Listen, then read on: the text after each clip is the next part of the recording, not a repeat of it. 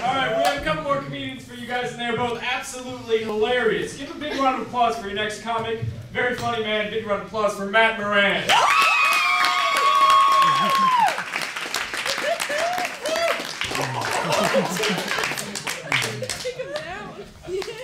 Jesus Christ, how the hell am I going to follow that? The owner comes on stage right before me. This is only my third time here. What the hell? Did he hit on my security guard over here? I think he's still getting mad at me for breaking the mic stand line the first time I was here. Yeah. See? Yeah, half the crowd is gone. Well, I'm like, all it's after these drunk guys going, "Be funny! I'll throw my bottles at you!" So anyways, I think what brings out the worst in people is being stuck in traffic. Yeah, because nothing can turn someone from nice to the spawn of Satan as quickly as that. Give you an example.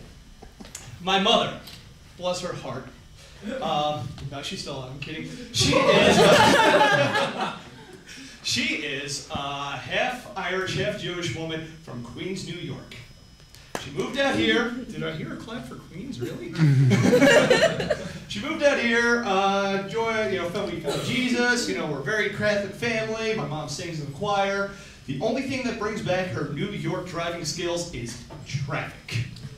Everyone gets like this. They get stuck in traffic.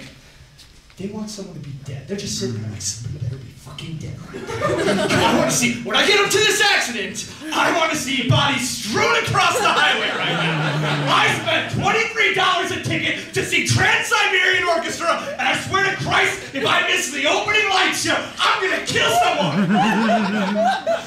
So how was your day at school, honey? Yeah, so, on cars, anybody got a real good memory of their first car, like a real sweet car? How about you, Walter? Honda Civic. Honda Civic, going the economical and reliable.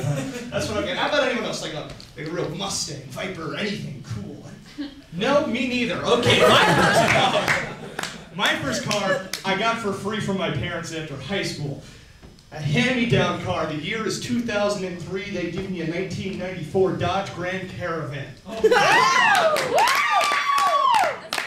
They've written it. After 3 roofies each. The thing is forest green with tinted windows, but the tinted windows were out in the sun too long and now they're bubbling all over the place. 1 out of 3 doors work.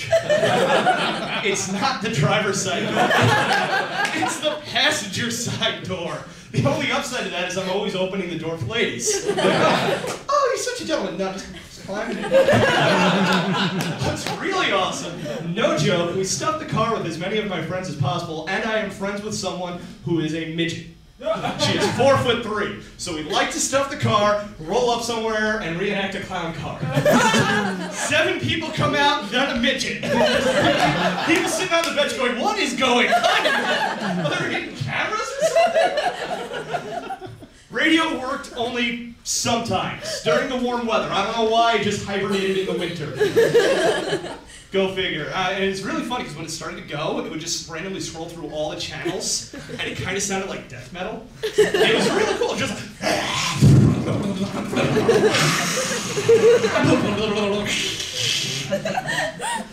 rock out.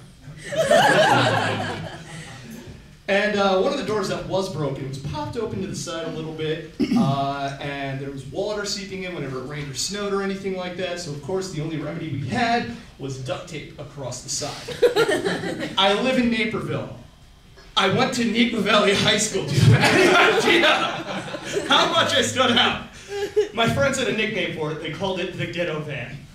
The police had a nickname for it. They called it suspicious vehicle.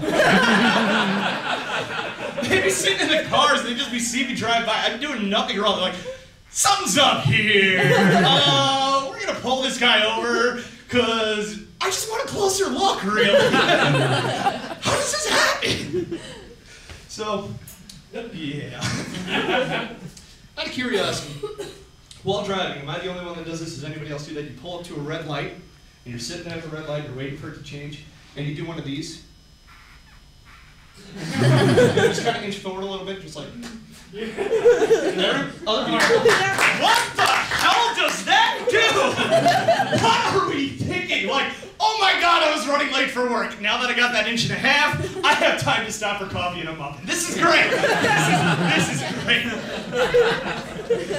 Oh, I do that when I'm sitting at a red light and I'm waiting for it to change. You know, you're on a not so busy road at a red light, you're intersecting, trying to turn left onto a really busy road, and the light won't change colors. It's stuck on red. So you're sitting there, inching forward. Inching forward. Maybe you just haven't tripped the sensor yet or something. You know, there's no one here. No, the coast seems clear. Another inch. No one jumping out? All right, I'm doing it. I'm gonna blow this red light. First time ever breaking a law, I'm blowing this red light. I slam on the gates. I pop the left turn. All of a sudden, a cop flies out of the bushes. Pulls my ass over. Comes up to the window. Sir, do you have any idea what you just did? Sir, do you have any idea what you just did? I ran a red light. That shit happens every day. You materialized from shrubbery.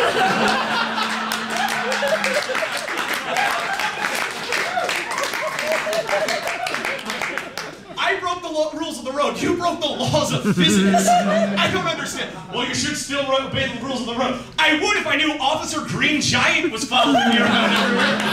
Ho, ho, ho, here's your ticket.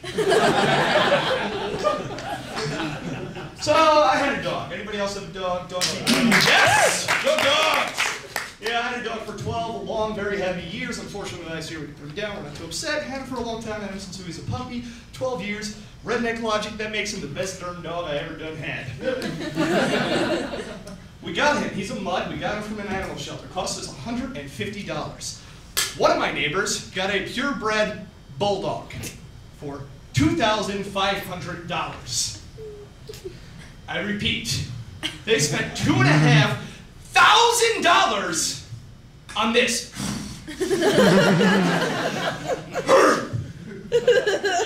So I did a little research, you know, being the studious man that I am.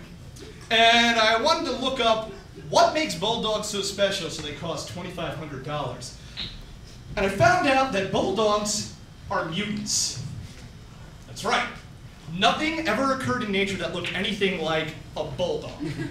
They were bred to look that way. Somebody sat in a laboratory pulling strains of dogs from all over the world, mixing them together in one bitch's vagina, which is a technical term. Dog breeder here. Out popped this, and he thought, aha! Perfection! I can stop here. Then I did a little more research, because I was very, very curious. I found out, after all those mutations, well, slot A doesn't fit with tab B. They're too top heavy, it just doesn't work. So every single bulldog on the face of the earth is birthed by artificial insemination.